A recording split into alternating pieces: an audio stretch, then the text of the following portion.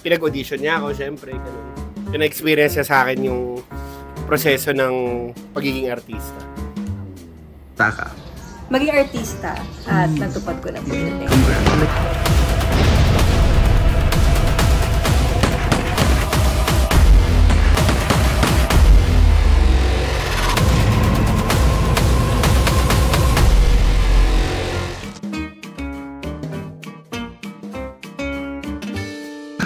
Pangarap mo nung bata ka?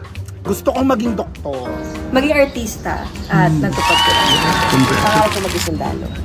Ewan ko, ang lagi kong sagot dyan nung bata ako tsaka nung mga nakaraang mga taon, kundi astronaut pilot.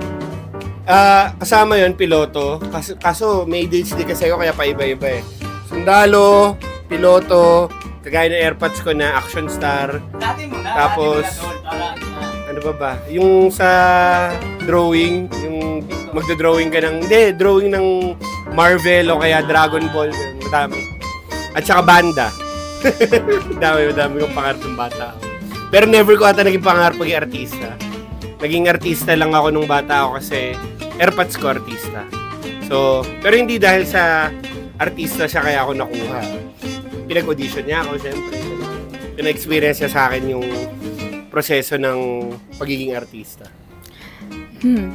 Ako dati nung bata ko gusto ko po maging chef. Pero ngayon, parang nung nag-showbiz ako, mas ginusto ko na ipagpatuloy yung pagka-artista ko. Ako po before gusto ko rin maging doctor. Gusto ko naman maging doctor. Pero dahil din sa, ngayon nasa showbiz na ako, parang feeling ko, kung sa course naman sa school, engineering, feeling ko lang. Hindi ko mapaalam.